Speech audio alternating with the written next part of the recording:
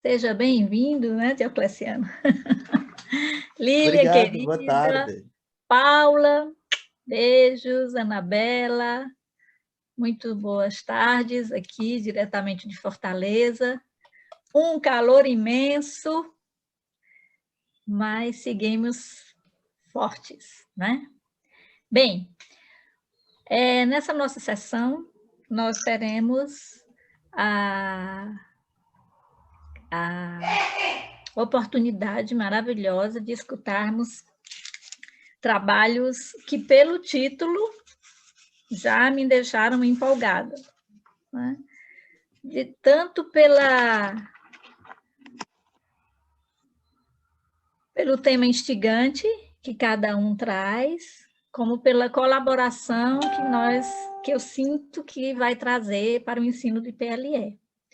Então, preciso passar alguns informes e já vou me adiantando para que a gente não passe muito da hora, né? Porque vocês estão vendo que durante todo o dia as sessões foram bem pontuaisinhas, né? Cada pessoa terá 20 minutos, cada apresentação deverá ter cumprir o tempo de 20 minutos, né? A gente pede encarecidamente que esse tempo seja respeitado, mas ao faltar 5 minutos eu avisarei. Vou pedir licença, vou interromper e vou avisar, né? Tenho também um aviso sobre a lista de presença, não há necessidade de se preocupar com isso, porque a OTP tem o nome e e-mail de todos e tem como confirmar a presença. E para ter direito ao certificado, faz-se necessário que o participante assista a 50% ou mais do evento, né? Mas está tendo tão bom que você vai ter dificuldade para encontrar alguém que assistiu só 50%. E também deve ser sócio, tá? E, por último, eu peço que as perguntas sejam registradas no chat para serem respondidas ao final, e caso tenhamos tempo, também será possibilitada a oportunidade de se conversar com o palestrante ou com os palestrantes e as palestrantes, tá? Luiz, eu acho que podemos começar? Por favor. Tá, ok. Então, eu convido agora o Diocleciano Natuve, da Universidade do Zimbábue e da Universidade Eduardo Mondlane, de Moçambique, para nos apresentar sua comunicação, cujo título é Foco na Oralidade, uma estratégia eficiente no ensino de português online. É isso, Diocleciano? Não lhe ouvimos, professor. Seu microfone está ok? Sim, muito boa tarde. Desculpe a intimidade, viu, professor? Eu sou assim, já chego me tornando amiga. Tudo bem, sem problema nenhum. Ok. Então, a palavra é sua. Confirme só, conseguem ver o meu PowerPoint? Ainda não. Ainda não. Sim. É que Ainda estou não aqui a conseguimos apresentar. ver.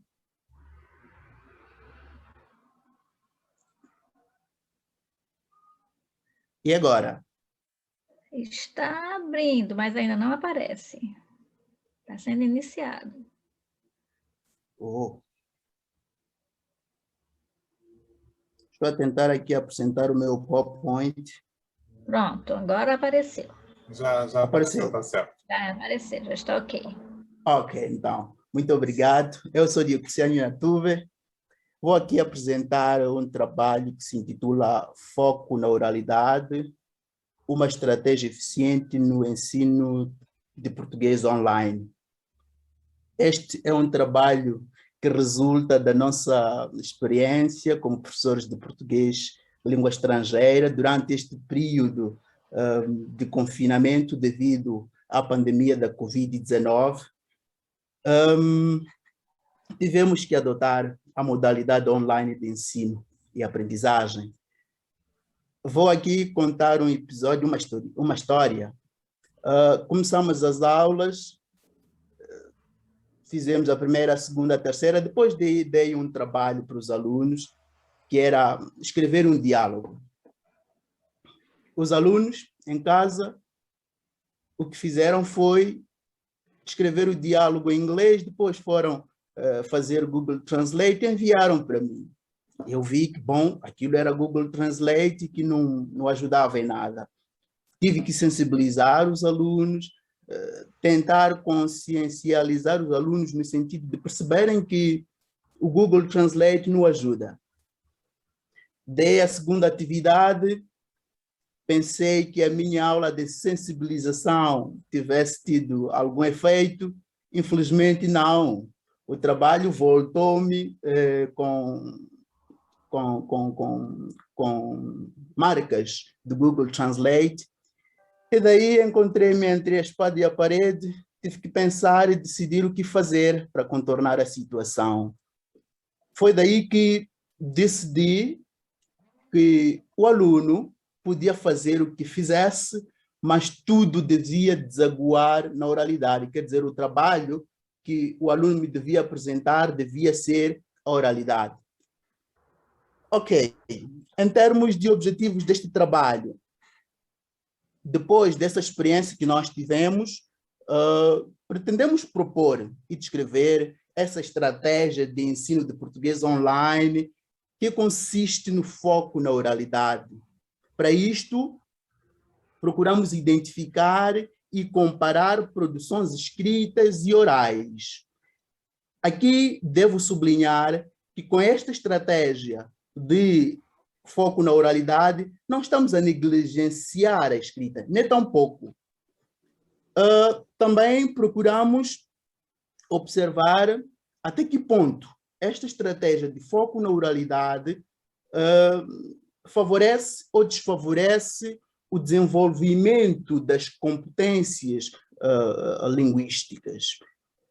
Em termos de relevância do trabalho, este trabalho, achamos nós, demonstra a viabilidade do recurso à modalidade online de ensino-aprendizagem, demonstra igualmente as potencialidades do foco na oralidade e na aprendizagem das línguas não maternas e, finalmente, inspira professores e alunos a encorajarem e a promoverem a oralidade.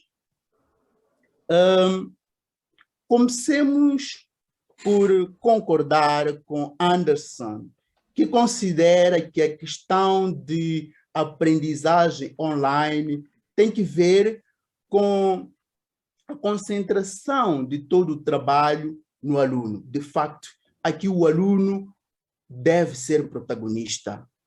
Este protagonismo não deve significar que o aluno desenvolva um conhecimento que não satisfaça as necessidades da comunidade. Pelo contrário, deve significar que o aluno tome decisões, que o aluno adote estratégias que permitam o desenvolvimento de um conhecimento que satisfaça as necessidades da sociedade, que vá ao encontro das expectativas das instituições, dos professores e da sociedade em geral. Ora, precisamos também de reconhecer que a aprendizagem das línguas não maternas tem dois grandes objetivos, ou envolve dois grandes objetivos. O primeiro é aquilo que Vivian chama de objetivos externos. Depois temos também objetivos internos. Os objetivos externos são os que têm a ver com a capacidade das línguas não maternas de facilitar a integração dos indivíduos na vila global. Os objetivos internos, isto tem a ver com a capacidade da aprendizagem das línguas não maternas de desenvolver a capacidade intelectual dos indivíduos. Mas, para que isto aconteça tudo, há certo desafio. O desafio é de selecionar materiais e estratégias adequadas. Este desafio coloca-se ao professor. Este é que deve conseguir selecionar essas estratégias. Autores como Botelho e Rodrigues consideram que os materiais online e digitais são os melhores, aconselháveis, imprescindíveis para o desenvolvimento de competências linguísticas num contexto em que a sociedade é online. Deixe-me aqui arriscar e dizer, se a sociedade atual é online, não faz sentido, nem deve fazer sentido que a educação continue offline. É que se a sociedade for online e a educação offline, não se sabe onde é que haverá convergência entre a sociedade e a educação, o que pode ser perigoso. Nisto tudo, propõe-se que o aluno seja autônomo na aprendizagem, ou seja, aquele aluno que é protagonista no processo de aprendizagem, num contexto de ensino online, em que os materiais são online e digitais, é preciso que o aluno tenha autonomia no processo da aprendizagem. Esta estratégia ou esta abordagem do processo de ensino é que alimenta a estratégia que propomos, a estratégia de foco na oralidade. É que o aluno, para poder preparar e fazer os seus exercícios de oralidade, precisa de ser autônomo. O valor da oralidade é indiscutível. A oralidade permite desenvolver a capacidade de expressão oral, permite a socialização, permite o desenvolvimento do pensamento, o desenvolvimento do vocabulário, permite construir um conhecimento imediatamente válido, imediatamente útil. Isto é muito importante. Deixe-me terminar esta sessão citando o delegado Martins, que diz: o escrito pode ser apenas um apoio para programar o oral. E eu queria dizer, o escrito, a leitura, a audição, estas atividades, na estratégia que estamos a propor, devem funcionar para programar, para planear, para auxiliar o trabalho de oralidade do aluno. Em termos de metodologia, a abordagem é mista.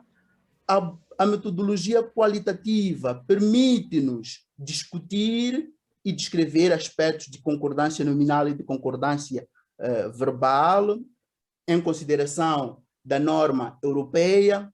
Por que concordância nominal e concordância verbal? É que já está dito em vários trabalhos que a concordância nominal e a concordância verbal constituem o calcanhar de Aquiles para os aprendentes de português de língua estrangeira, sendo falantes de Shona e inglês, no Zimbábue neste caso. Portanto, achamos que estas áreas da língua podem nos iluminar, podem mostrar a tendência dos alunos. Quanto à modalidade, à metodologia quantitativa, usamos esta metodologia para questões de comparação. Vamos comparar a performance dos alunos que aprenderam português online e aqueles que aprenderam português em regime presencial. Os nossos informantes são todos estudantes do ensino superior, são falantes de inglês e de Shona. São 60 no total, sendo 30 do subgrupo que aprendeu português em regime presencial e os outros 30 aprenderam o português em regime online. A amostra integra estruturas sintáticas, frases e sintagmas nominais, integra ainda dados referentes à avaliação quantitativa em exercícios de oralidade. Os dados são apresentados em tabelas e a análise tem como referência o português europeu. Ora bem, recolhemos para cada subgrupo cerca de 30 textos, ou melhor, 30 textos, e no grupo que aprendeu o português presencialmente, conseguimos identificar 574 estruturas sintáticas, frases e sintagmas nominais, enquanto no grupo que aprendeu o português online, identificamos 513 estruturas sintáticas. No que diz respeito à concordância nominal, em primeiro lugar, verificamos que quer no grupo que aprendeu o português presencialmente, quer no grupo que aprendeu o português em regime online, as tendências de dificuldades em termos qualitativos são semelhantes. Os estudantes têm dificuldades de estabelecer a concordância nominal, usam o singular nos especificadores, enquanto os núcleos nominais apresentam características de plural. Também usam o masculino ou feminino nos especificadores, independentemente das características do núcleo nominal. Ora, a diferença está nos dados quantitativos. De uma forma geral, no grupo que aprendeu o português em regime presencial, registramos cerca de 11% de realizações que não se conformam com o português europeu que é o que se ensina, por exemplo, aqui na Universidade do Zimbábue. Mas, no grupo que aprendeu português online, apenas registramos 5%. Portanto, há aqui uma diferença de mais de metade em termos de dificuldades no estabelecimento da concordância nominal. Já na concordância verbal, da mesma forma, observamos que os dados qualitativos são semelhantes. Os alunos usam a terceira pessoa, usam o infinitivo com sujeitos de primeira pessoa, também usam formas verbais no singular com sujeitos no plural. Isto é semelhante nos dois subgrupos. Os dados quantitativos, esses é que são diferentes. No grupo que aprendeu o português em regime presencial, temos cerca de 5% de realizações divergentes de português europeu contra 3% de realizações divergentes no grupo que aprendeu o português em regime online. Também há uma redução significativa, há uma diferença significativa em termos de dificuldades. No que diz respeito à performance dos alunos em exercícios de oralidade, verificamos que o grupo que aprendeu português em regime presencial, em exercícios de oralidade, apresenta uma média de 59,45 pontos contra 74,2. Quer dizer, aqui o grupo que aprendeu português online teve melhor performance em exercícios de oralidade em relação ao grupo que aprendeu o português em regime presencial. Para terminar, este nosso estudo em primeiro lugar, indica que quer na escrita, quer na expressão oral, os alunos ou os aprendentes de português, língua estrangeira, em regime online, têm uma performance, ou têm uma melhor performance em relação aos alunos que aprendem português presencialmente. Isto não é uma coisa nova, ou melhor, a melhor performance de alunos que aprendem online em relação aos que aprendem presencialmente não é uma constatação nova. Minis e colaboradores fizeram um estudo em que procuraram comparar a eficácia do ensino online e ensino presencial nos Estados Unidos e tiveram conclusões semelhantes. Quanto ao foco na oralidade, o nosso estudo permite verificar que esta estratégia leva ao desenvolvimento íntegro das principais competências linguísticas. É que o aluno, para poder fazer a sua apresentação oral, sabe muito bem que o professor não precisa nada de escrito. Escrito é a estratégia do aluno para chegar à oralidade. Para isso, o aluno recorre, em primeiro lugar, à escrita, escreve o que vai apresentar. Depois de escrever, o aluno procura ouvir versões de oralidade do professor ou de outras pessoas falantes de português. O aluno grava a sua apresentação, a sua expressão oral e preocupa-se com a perfeição da sua aprendizagem. Ou melhor, preocupa-se com a perfeição da sua apresentação. Lê quantas vezes possíveis o que escreveu ou a sua apresentação. E este exercício todo permite que o aluno desenvolva competências na língua e este exercício minimiza o impacto negativo dos materiais e ferramentas online na aprendizagem de português. Portanto, com esta estratégia de foco na oralidade, não estamos a dizer que o aluno não deve escrever, o aluno não deve ler, o aluno não deve ouvir. Não, pode fazer isso tudo, mas no final deve nos apresentar a versão oral daquilo que é o seu trabalho. É esta estratégia que estamos a propor e a experiência que tivemos é que, de facto, a estratégia funcionou. Muito obrigado pela atenção dispensada.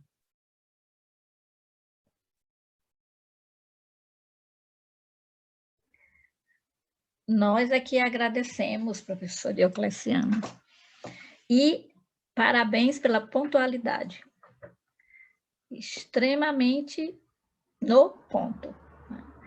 Ouvimos o professor Diocleciano Natuve, que licenciou-se em ensino de português pela Universidade Eduardo Mondlane, em 2011. Em 2013, concluiu o seu mestrado na Universidade de Évora. E em 2019, terminou o curso de doutoramento em Linguística do Português na Universidade de Coimbra. Atualmente, como vimos, faz um trabalho excelente como leitor de língua portuguesa na Universidade do Zimbábue. Parabéns, professor. Obrigado. Pedimos a todos que coloquem suas questões no chat para, ao final, nós trocarmos mais ideias com o professor. Bom, chamarei agora nossa segunda convidada, segunda participante, a professora Lilian Andrade Adriane dos Santos Ribeiro, que é coordenadora da área de Filologia Galega e Portuguesa na Universidade de Sevilha e professora das disciplinas de Iniciação à Língua e à Cultura Portuguesas É licenciada em Letras Português, com habilitação em Espanhol e Italiano, pela Universidade da Amazônia e pela Universidade de Salamanca. A professora Lilian Adriani vai nos brindar com a conferência sobre metodologias ativas, as TICs como ferramentas inclusivas para o ensino de PLE a deficientes visuais espanhóis. Seja bem-vinda, Lilian. Bom dia, boa tarde, boa noite. Aqui já boa noite. Eu vou tentar cumprir os 20 minutos, tá bem? Por isso eu vou falar sem respirar. Respire, então... respire. Porque eu tenho muita coisa para falar e foi muito difícil selecionar algumas coisas. Estamos no tempo. Ok. Então, em primeiro lugar, eu quero agradecer à família EMEP pela oportunidade de estar aqui hoje e conversar um pouco com vocês. E também dizer que é um verdadeiro prazer dividir esta mesa com colegas tão ilustres. E o tema que eu trago para hoje é metodologias ativas, as TICs, como ferramentas inclusivas para ensinar português como língua estrangeira a deficientes visuais espanhóis, mas também pode ser estendido a outras nacionalidades. O nosso foco de pesquisa foram os espanhóis, mas também pode ser adaptada a outras nacionalidades. Vocês podem ver aqui que, embora eu esteja apresentando sozinha, eu tenho um bolsista do projeto, que agora eu vou falar para vocês o nome do nosso projeto, que é o José Manuel Leão Macias, que trabalhou muito e fez um trabalho fenomenal. Esse que vocês veem aí na foto é o meu eterno professor de Braille e de recursos tiflotecnológicos. E eu trouxe essas duas citações aí porque elas encaixam perfeitamente na minha apresentação de hoje. A primeira delas é quando o Emílio Miranda ele diz assim: o fato de não poder enxergar a sombra não significa que eu ignore a luz. E a outra de baixo é de uma professora de inglês, que se chama Mota, quando ela diz: os preconceitos que tinha com relação ao ensino-aprendizagem dos cegos foram substituídos pela certeza de que todos podem aprender, independentemente da dificuldade que tenham. A falta da visão não impede que aprendam e se desenvolvam. E é sobre isso que eu vou falar para vocês hoje. Mas, para isso, eu quero dizer que eu pretendo, com esta apresentação, mostrar adaptações metodológicas centradas na abordagem comunicativa, usando metodologias ativas e ferramentas TICs para facilitar o ensino-aprendizagem de português como língua estrangeira a deficientes visuais espanhóis. Dada a natureza e índole de caráter introdutório, panorâmico, sistemático e claramente didático deste trabalho, o leitor ouvinte poderá ter uma compreensão direta e científica do mundo educativo que rodeia o educando com cegueira e visão subnormal. Nós também chamamos de baixa visão. Mas, para que vocês entendam o nosso trabalho e o nosso projeto, eu preciso falar sobre a origem desse trabalho. Então, a gênese desse trabalho, ela nos remete ao ano de 2004, quando eu tive, por primeira vez, contato com o mundo, a educação de pessoas cegas e surdas, em um estágio que eu fiz no Instituto Austérico de Campos e Belém do Pará, Brasil.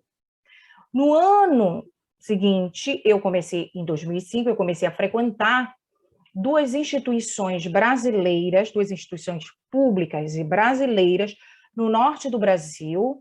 Uma delas foi a Biblioteca Seção Braille, da Biblioteca Pública Artuviana, e o outro foi o Colégio Álvares de Azevedo. Não fiquei satisfeita. Em 2006, de 2006 a 2008, eu comecei a frequentar um estágio no Colégio Luiz Braille da UNCE, em Sevilha. E, em 2008, eu defendi a minha dissertação de mestrado, que tinha o título A Percepção de Leitura e Adaptações Metodológicas para o Ensino de Cegos Espanhóis Brasileiros. Nesta época, eu dava mais aulas de língua espanhola, como língua estrangeira. Quero dizer para vocês também que nos centros brasileiros eu aplicava atividades de espanhol como língua estrangeira, e nos centros espanhóis eu aplicava atividades de português como língua estrangeira. Continuei a minha formação, meus estudos, escrevendo artigos, participando de congressos, até que no ano de 2018, 2019, eu implantei na minha disciplina de mestrado aqui na Universidade de Sevilha o tema A Diversidade na Aula de PLE, ou de PLE, a adaptação de materiais a alunos com necessidades educativas especiais e mais voltado para a cegueira. E então foi quando, em 2020, chegou o boom das novas tecnologias de informação e comunicação, e eu resolvi adaptar algumas das atividades que nós já tínhamos, que eu já tinha criado, a essa tecnologia.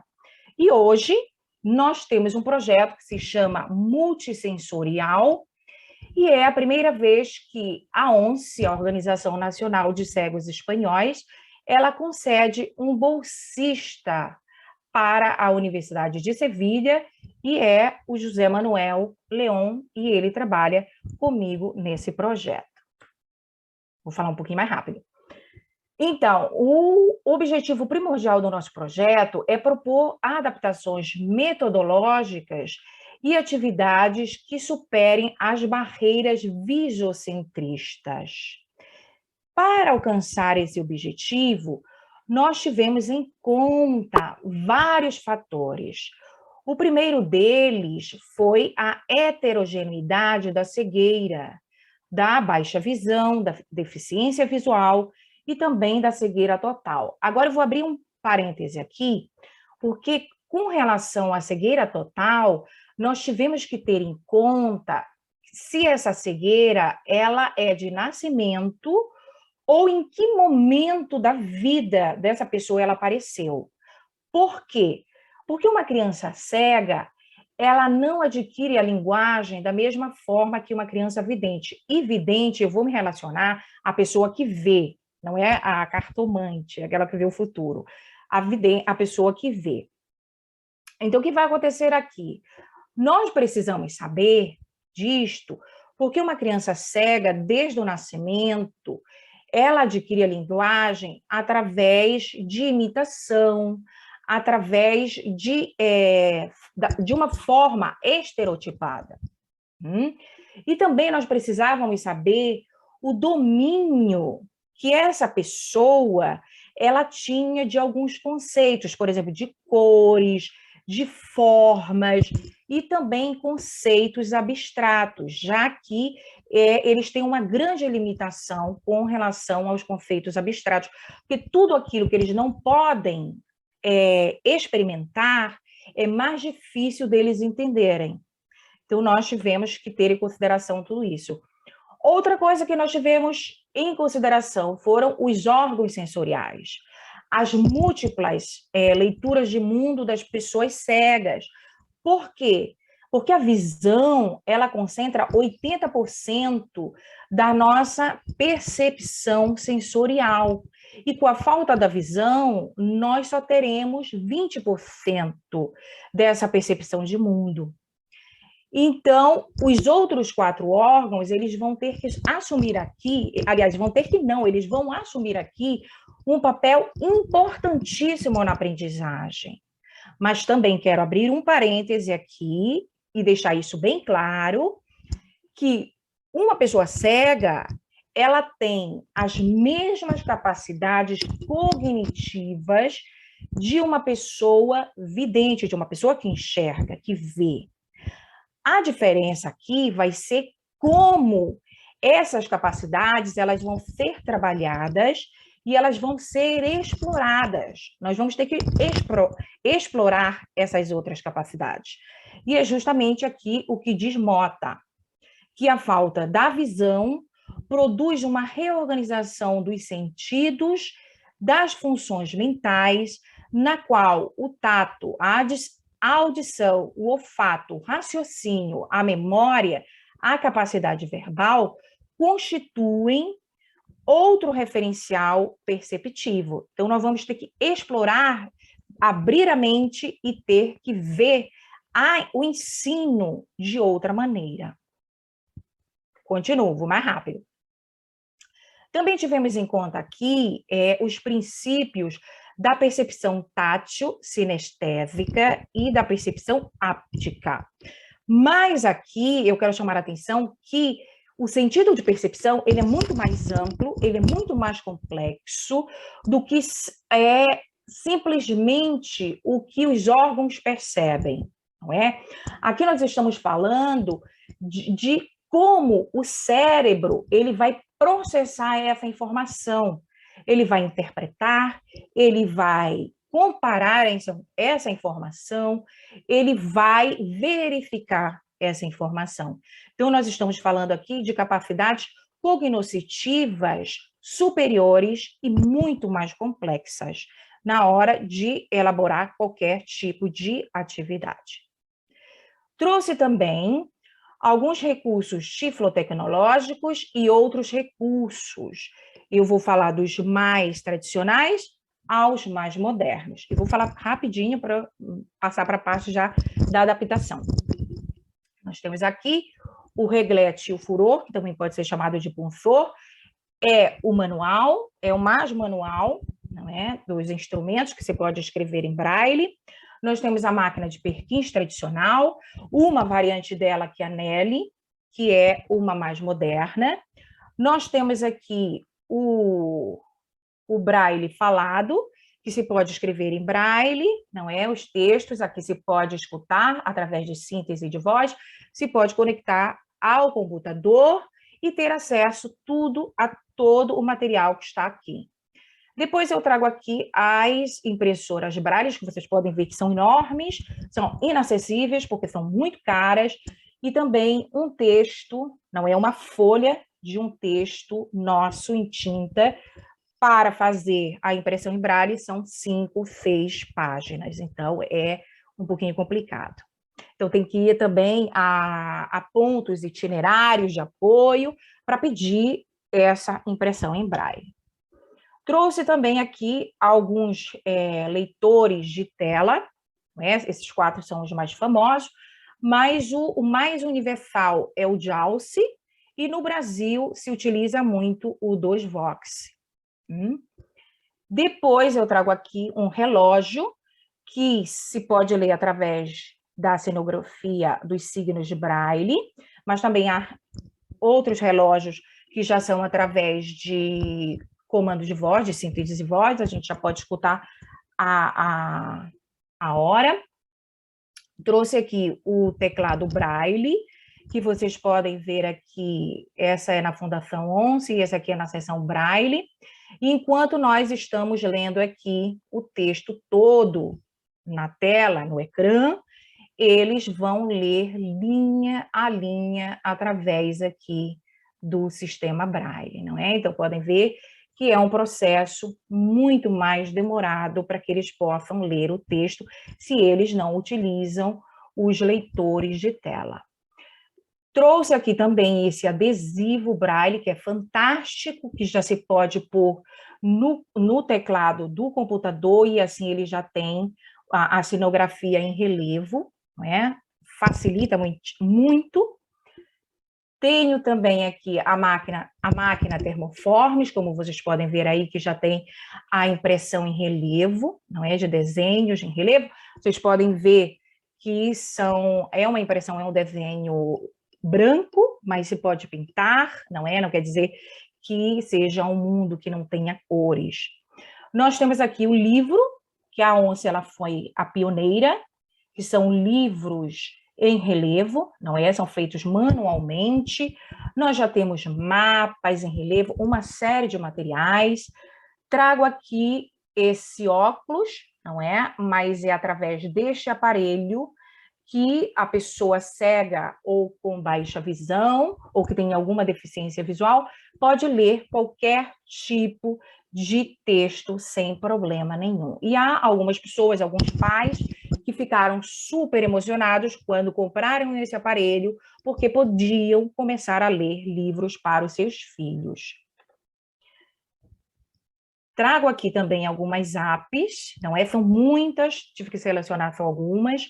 Essa daqui, Be My Eyes, é mais que uma apps, é uma comunidade em que os videntes eles vão emprestar os olhos às pessoas cegas. O que eu quero dizer com isso? Por exemplo, eu sou cega, chego na minha casa, quebro um copo e eu não consigo limpar os pedacinhos de vidro. Ligo para esse aplicativo, uma pessoa vidente atende e vai me assessorar todo o processo de limpeza. Estou na rua, me perco, não sei chegar em algum lugar. Também essa pessoa vai me assessorar a chegar ao determinado lugar que eu quero. Essa outra eu trouxe também, que é fantástica. Todas essas se podem utilizar dentro de sala de aula e eu posso dizer para vocês que elas funcionam. Por exemplo, aqui eu vou a um restaurante e não consigo ler o cardápio, faço a foto do cardápio e essa apps ela lê todo o cardápio para mim. Chega alguma pessoa que eu não consigo identificar através da voz, faço uma foto, o aplicativo ele lê todo o perfil da pessoa e eu posso marcar aí, posso reservar, guardar mais de 100 perfis. Então, eu posso trabalhar isso também perfeitamente na minha sala de aula. Trouxe aqui, e no nosso próprio celular, na parte de acessibilidade, nós temos também alguns recursos já no celular. Bem, é o Braille para todos. Hoje em dia já tem uma infinidade de cursos grátis de Braille, de apps. Por que eu trouxe esse? Porque eu acho ele interessantíssimo, que ele serve tanto para a pessoa cega, quanto para a pessoa não cega, porque vocês podem ver aqui o signo Braille, o signo em tinta, e ambos. Então, assim, facilita a integração na sala de aula. Outro que foi um grande avanço são as canetas de cores, e cada cor tem um cheiro.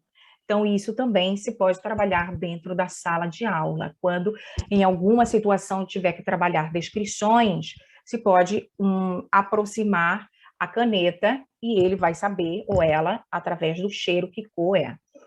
O colorino também tem a mesma função para detectar cores e também, por exemplo, eu estou vou sair da minha casa e deixei algum aparelho eletrônico aceso, vou lá, passo o colorino e o colorino detecta e diz que eu tenho que apagar o aparelho. Também nós temos várias apps já de celular que são detectores também de cores. Quanto aos jogos, hoje já temos também, não é? Eu digo já temos muitos, porque imaginem, na época que eu comecei a pesquisar, em 2004, era a máquina de Perkins, o reglete, a impressora Braille e pouco mais, não é? Então eu fico tão feliz que já tenha avançado tanto, falta muito, mas pelo menos já tivemos aí um grande avanço. A Lego aderiu a esse projeto de inclusão, já criou o jogo de alfabeto em Braille, os números em Braille, também o Uno, as cartas estão em Braille, nós temos também jogo de forca, de xadrez, de dominó, temos páginas, muitas páginas na internet, que agora nós estamos fazendo um levantamento das páginas que nós podemos encontrar recursos para adaptar, né? Nós temos também áudios, livros e agora muitos vídeos que trazem audiodescrições, que já na próxima sessão, na sessão 10, a professora Denise vai falar melhor sobre isto. Bem, vou chegar na parte das adaptações metodológicas. Então, olhem só, A primeira atividade que eu trago aqui para vocês é alimente-se cegamente. Né? Vocês podem ver que tem aqui 3 partes e ao docente. Aqui são as dicas ao docente. Sempre vamos fomentar o trabalho em dupla ou trio ou em grupo, porque o objetivo aqui é o trabalho colaborativo e a integração, ok? Então, o debate final, agora, o debate final também vai ser feito em círculo, em que todos vão comentar a experiência, fazer perguntas, falar da sua dificuldade, não é? Então, é uma maneira também de fazer com que um aluno ou aluna cega, ele se sinta valorizado e integrado ao grupo. E aqui eu trouxe, dessa atividade que eu vou explicar para vocês agora, o tema é a inclusão social dos deficientes visuais. As destrezas que nós trabalhamos aqui foram as destrezas de compreensão oral, escrita, expressão oral e escrita. Os materiais, nós trouxemos aqui o computador, porque ele pode utilizar, não é uma opção que eu gosto muito, porque pelo computador ele terá que trabalhar individualmente para que o computador ele leia através dos leitores de tela. Pode utilizar o braille hablado, não é? Que é o falado, ou o gravador. Ou nós podemos gravar podcast para ele, e ele pode utilizar também materiais na internet. Ou um recurso muito simples, porque também nós pensamos no sentido de que se nós formos a um lugar, a um país que não tenha nenhum recurso tecnológico, como se poderia trabalhar isso? Simplesmente a pessoa que está com ele fazendo o trabalho de dupla ou trio pode ler perfeitamente o texto, ok? Qual é a atividade aqui? É encontro às escuras. Um evento no Rio de Janeiro oferece uma experiência onde o cliente tem que comer no escuro e é servido por garçons cegos. É um texto muito antigo, como vocês podem ver aqui, de 2005, saiu no jornal Folha de São Paulo. Então, o que eles vão fazer primeiramente?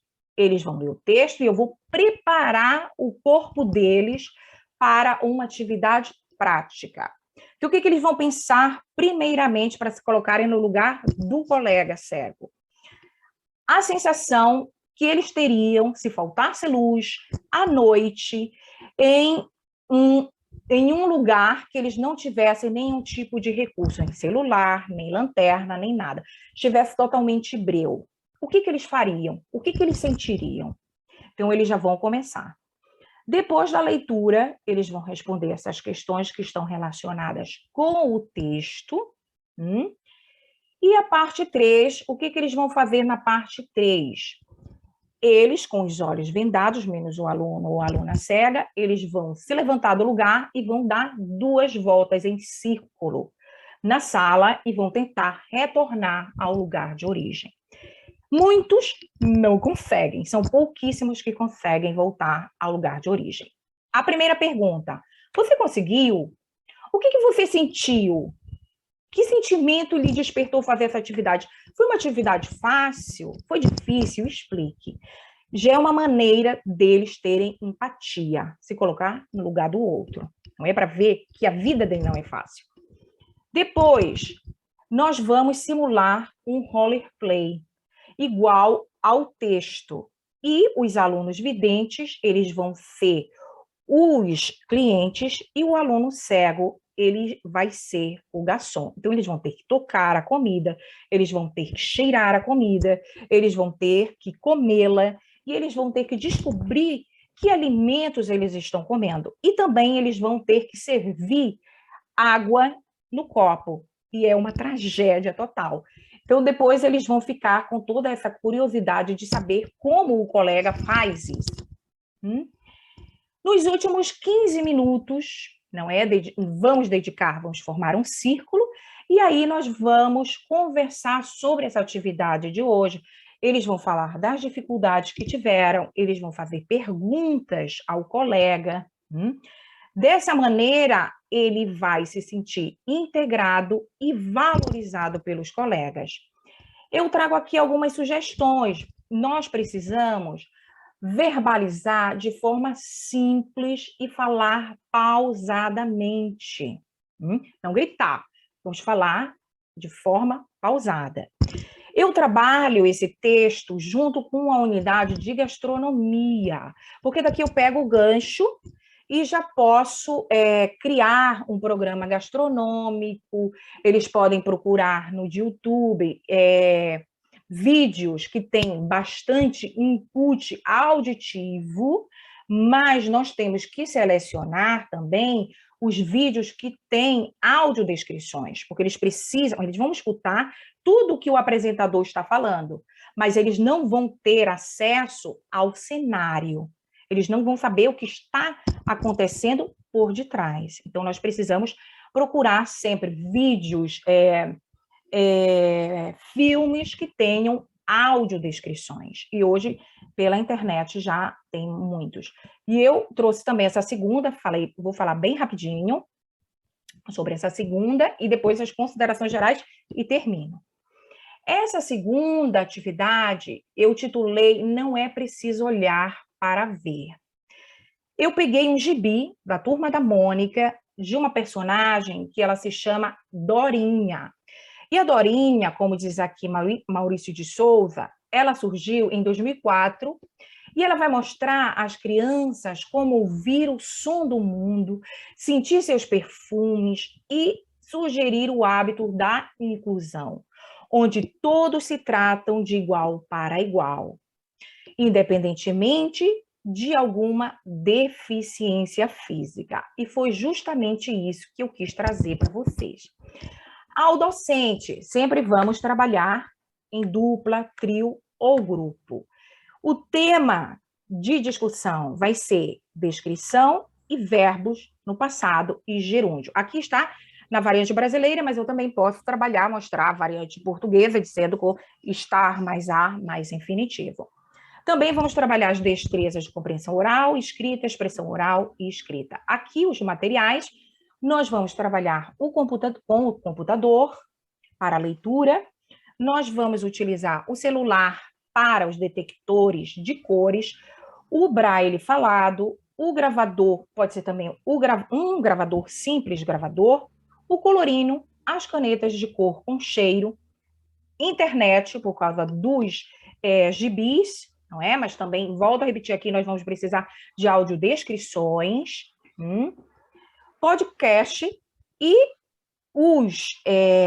vamos ter que trazer também um Word com profissões, nacionalidades e descrições, tudo que formos trabalhar e que venha sempre em formato Word para que seja de fácil leitura.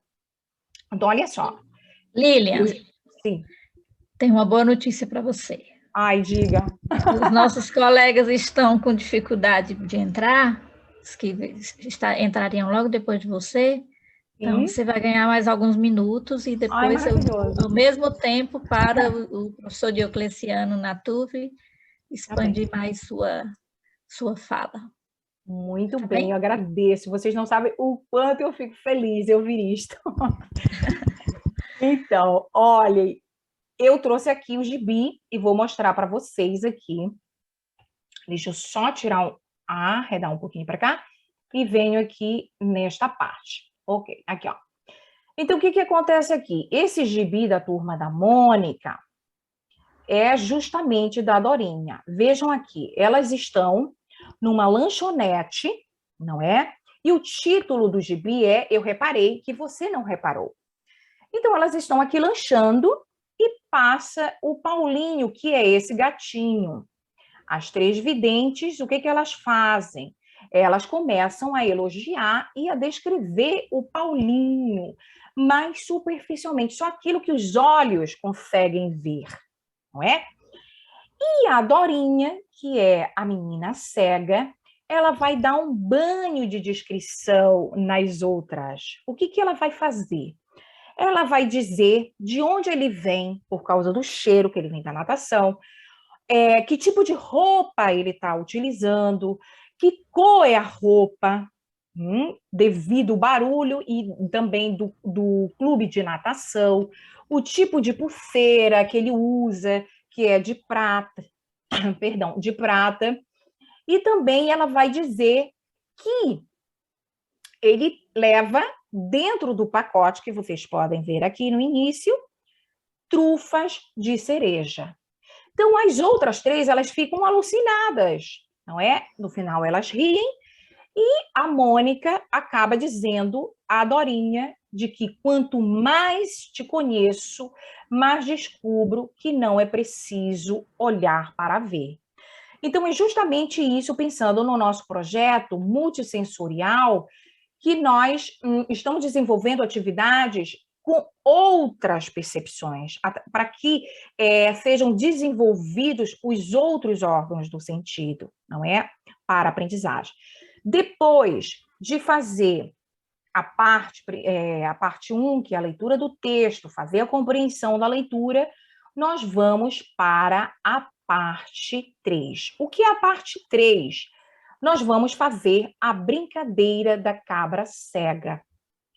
A turma, ela vai se reunir, ela vai se pôr em círculo, nós vamos formar um círculo, e os alunos videntes com os olhos fechados, eles vão ter que descrever um ou uma colega, não é? Nesse caso, o aluno cego ou a aluna cega não vai ter problema nenhum com isso, mas vai precisar de um apoio. Que apoio vai precisar? Ou do colorino, ou de um detector de cor, ou, por exemplo, se não tivermos nenhum tipo desses recursos, a pessoa que ele estiver descrevendo, ela pode ser gentil e segurar as canetas com o cheiro, por exemplo, cabelo preto, e levanta para que ele saiba a cor de cada parte do corpo dessa pessoa. Aqui na parte das sugestões, eu tenho uma infinidade de atividades, mas como eu não tenho muito tempo, depois eu posso pôr aqui o link dessa minha apresentação para vocês, outras atividades para trabalhar esta mesma temática de descrição. E já venho para esta parte aqui das considerações finais. Este vídeo eu fico muito emocionada todas as vezes que eu vejo, devo confessar. É um vídeo que ele saiu, foi publicado pela ONCE em 2010, não é? E é em uma aula de língua, também misturada com língua espanhola e com inglês. Então, a professora, ela vai pedir para que os alunos, eles façam uma atividade, não é? Sobre as cores das flores. Diego, este menininho aqui que vocês veem, ele é cego de nascimento. Então, ele vai ficar muito preocupado em fazer, não é? Em conseguir fazer esse trabalho. E eu vou passando e vou explicando algumas coisinhas para vocês.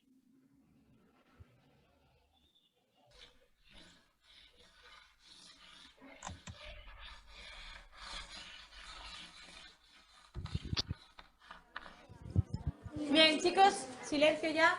Para mañana quiero que me escribáis una redacción de la longitud que queráis, pero el tema tiene que ser el siguiente: los colores de las flores. Okay, now close your books, pick your things and line up. Então, aqui ele vai ficar muito preocupado, os amigos vão tentar ajudá-lo, não é? Depois ele vai pedir ajuda para a professora de apoio itinerante da ONCE, não é? Vai pedir ajuda ao pai e depois ele vai tentar pesquisar com a mãe, não é? Pela internet, através dos leitores. Perdão, volto para cá, saí. Agora, desculpem que saí.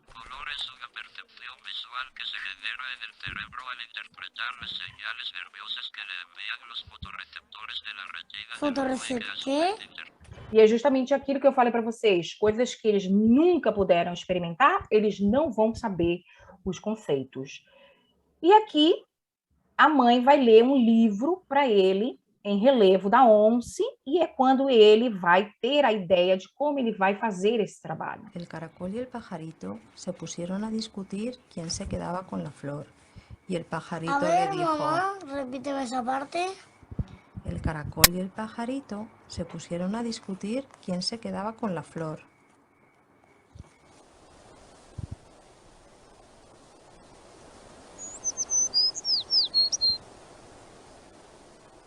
Ele escuta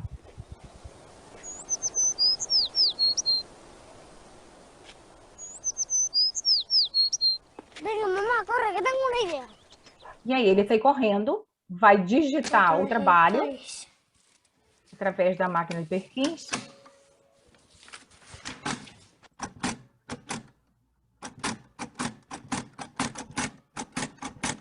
E chegou a hora da apresentação. Mi madre dice que porque son difíciles de encontrar. Muy bien, Javi, quizá un poquito larga. Bien, ¿quién quiere salir ahora a leer la suya? Diego, ¿te animas tú? Venga.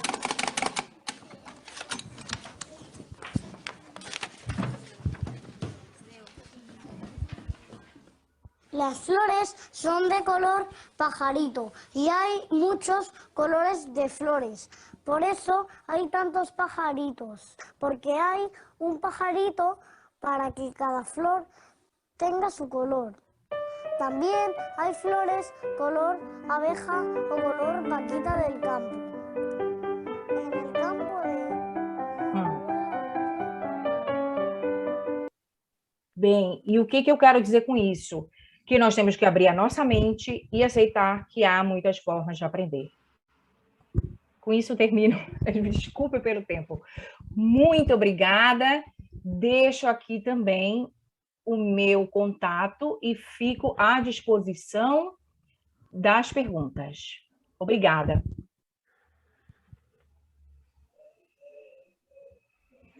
Você quer nos fazer chorar nessa tarde tão linda. Bem, agradecendo aos dois palestrantes, agora passamos à discussão. Vou compartilhar. Pronto.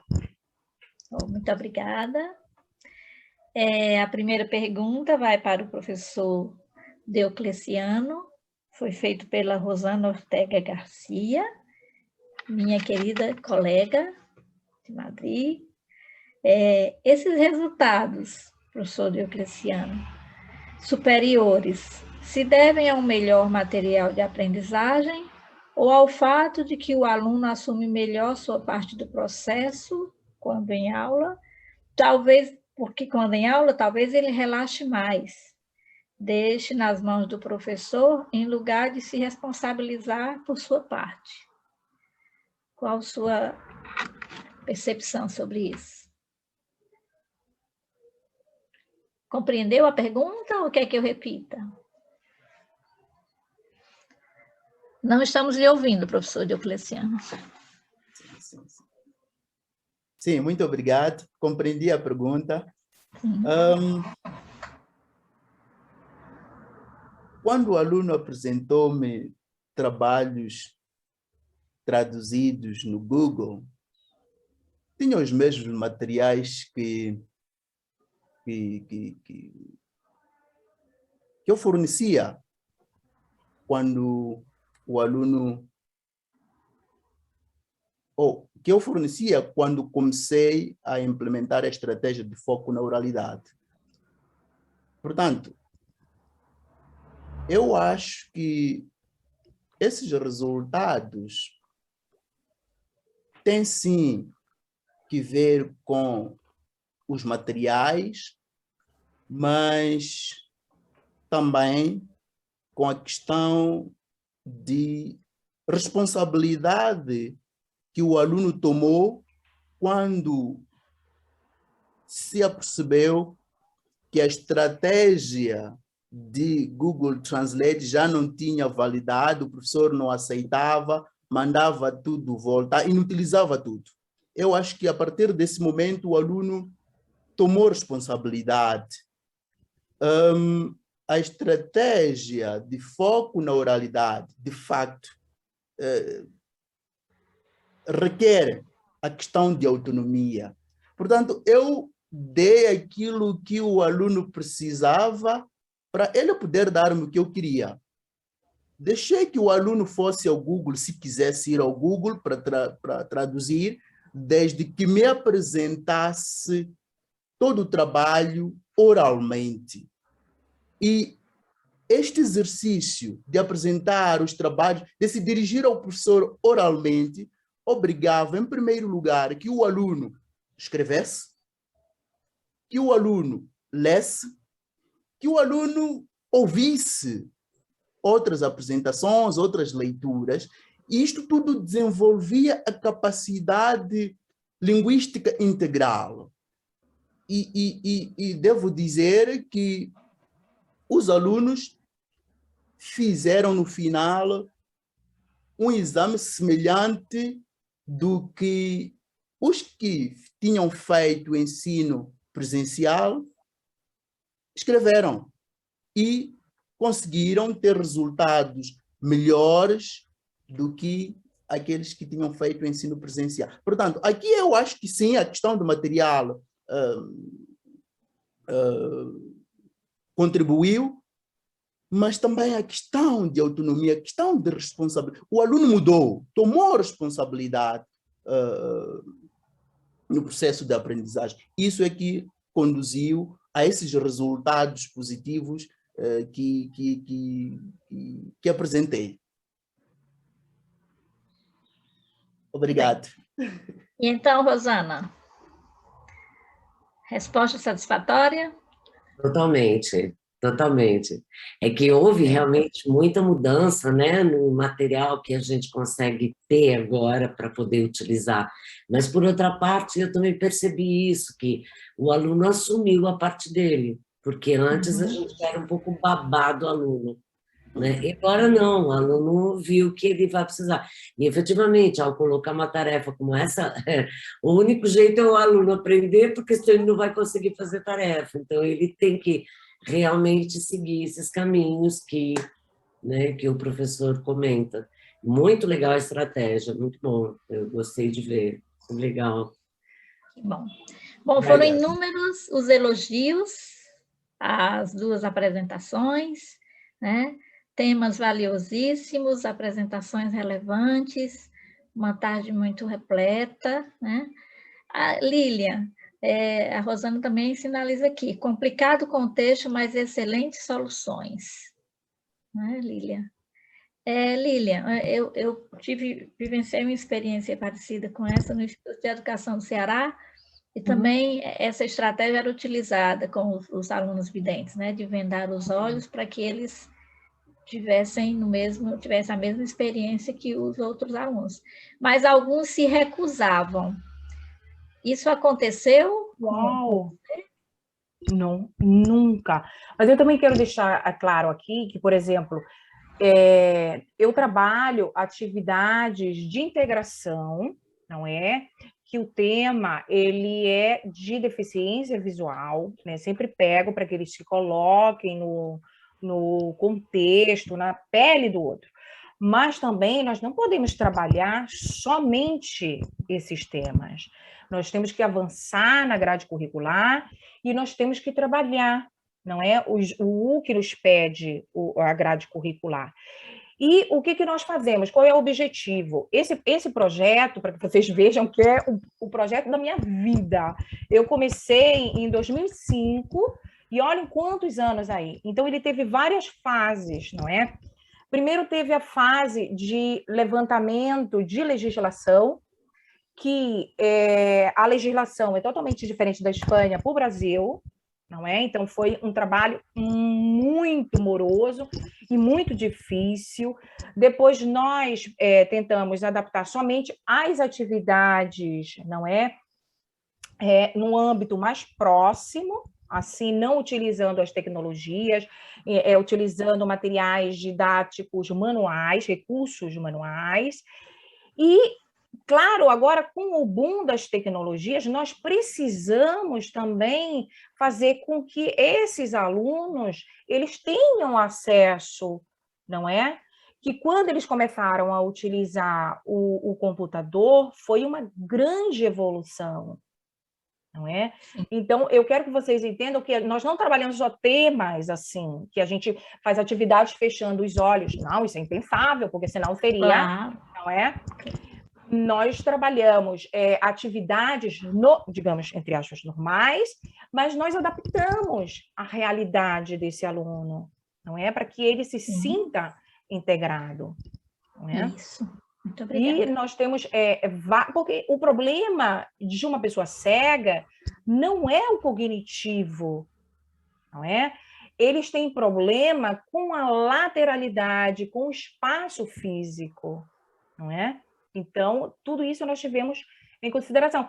E se nós, é justamente isso, perdemos a visão, que nós temos 80% do input visual, nós temos que trabalhar os outros órgãos do sentido, que também têm função, e vão assumir aí uma função importantíssima. Bem? Isso.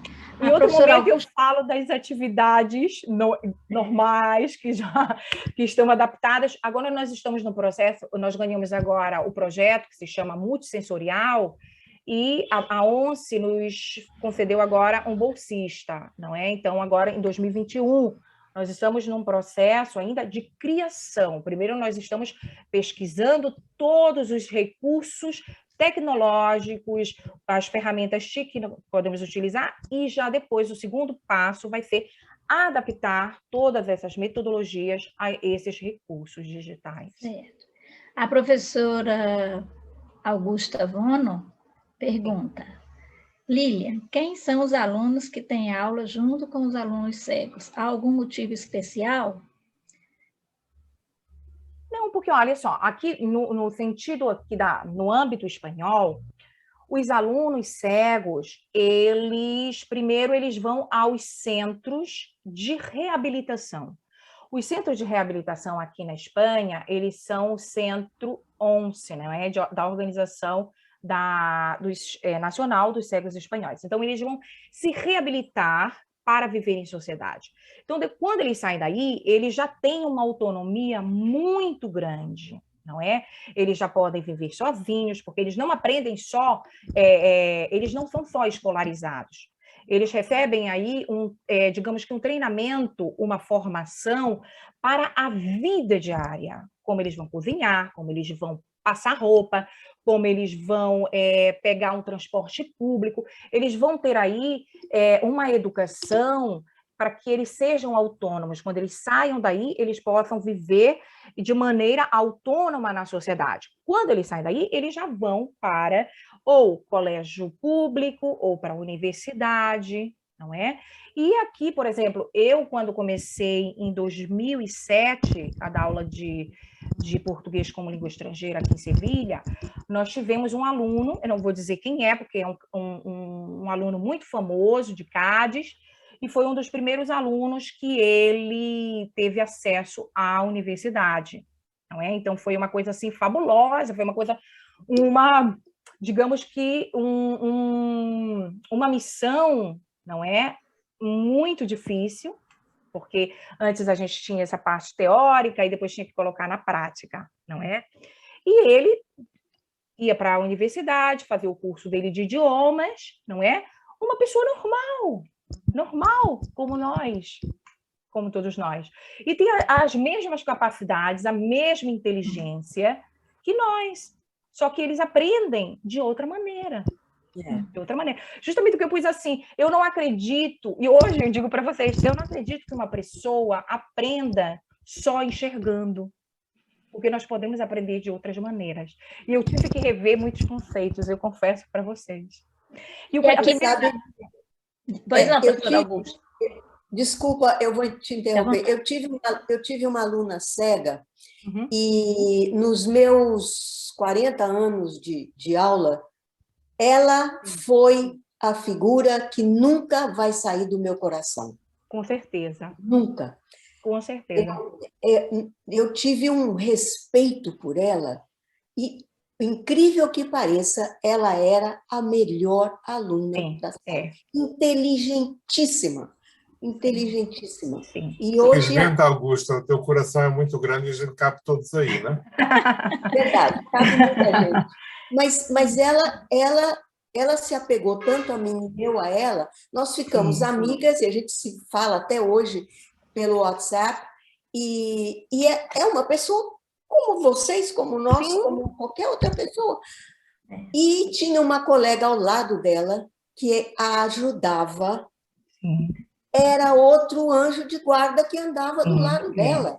Uma coisa assim, é uma experiência fantástica, divina. Gente, eu vou só falar bem rapidinho, você. um minuto. Quando eu comecei na ONCE, eu sou uma pessoa que eu me relaciono muito rápido, né? E, gente, o diretor da ONCE, né, do colégio da ONCE, eu chegava todos os dias às 8 da manhã lá, né? Eu ia para a biblioteca, pesquisava, fazia parte da, né, teórica, depois eu ia para a prática, entrava na sala de aula, participava também do jogo de futebol, e que eles têm uma seleção, não é, de futebol, que é muito conhecida, da ONCE, etc. e tal. E, gente, teve um dia que eu cheguei tarde, nesse dia eu tinha que chegar às 8, eu cheguei às 8h30, eu não me lembro por quê. E aí, todo mundo dando conta que eu não tinha chegado, não é? Todo mundo perguntando, cadê a Lília, cadê a Lília? E ele, cego, o único cego, gente, ele disse assim, ela tá na porta. Que coisa. Como ele sabia que eu estava na porta? Por causa do meu cheiro e da minha voz. Então, por isso que nós sempre incentivamos a verbalização, não é? Tem que verbalizar sempre. E quando nós estamos dentro da sala de aula, nós estamos fazendo dinâmicas de grupo, é muito importante fazer a apresentação. Por exemplo, Herô, agora é a sua vez, fale aí, o que você respondeu? Agora é a sua vez de ler a sua redação. Rosana... Então, é impressionante a capacidade que eles têm de gravar as vozes. Quando a Herô for falar em alguma atividade, ele já vai saber que é a Herô. Quando a Rosana for falar, ele já vai saber que é a Rosana. E se a Rosana não falar, ela passar por perto, ele vai saber que é ela, por causa do cheiro. Que maravilha. Então, nós estamos a 5 minutos, de encerrar nossa sessão. Claro. Professor Diocleciano, eu lhe passo a palavra para fazer as considerações finais. 2 minutos, depois passo a palavra à Lília. E, por último, eu agradeço pelo convite do professor Luiz. Agradeço por vocês estarem aqui, por compartilhar esse momento tão especial para nós, né? Porque oralidade e as adversidades da sala de aula realmente nos fazem renovar nossas energias para encontrar diferentes maneiras de trabalhar o ensino de PLE, né? Professor Diocleciano, a palavra é sua. Muito obrigado pela oportunidade de estarmos aqui juntos e a discutirmos sobre questões interessantes do processo de ensino e aprendizagem de português. De facto, são aprendizagens para nós, digo, estas sessões que estamos a ter dão-nos muita coisa, aprendemos muito e, de facto, espero que ao final desta conferência sejamos novos professores e consigamos dar melhores experiências de aprendizagem aos nossos alunos. Obrigado a todos. Boa noite, bom dia, ou boa tarde. Para mim é boa noite, é noite. Eu convido vocês, inclusive, a deixarem os e-mails no chat para quem quiser prolongar a conversa. Lília, você Gente, quiser... eu só tenho a agradecer. Eu não vou falar muito porque eu já falei demais. Só tenho a agradecer. Eu sempre aprendo todos os dias, todas as horas com vocês, não é? E, com certeza, nós vamos sair hoje daqui, não é? Porque a apresentação do professor Diocleciano foi fantástica e eu aprendi muito. E agora vamos continuar mais sessões e vamos aprender ainda mais. Muito obrigada pela oportunidade. Também quero agradecer ao Luiz, que eu sou fã número 1 do Luiz, porque eu não sei como ele consegue estar em todas as salas ao mesmo tempo. É só duas dessa vez. Mas eu vou lá e volto, eu vou e volto e volto e vou. O fã-clube é grande, viu? Não, temos que formar o clube da número 1, né? Dos número 1, porque todo mundo é número 1.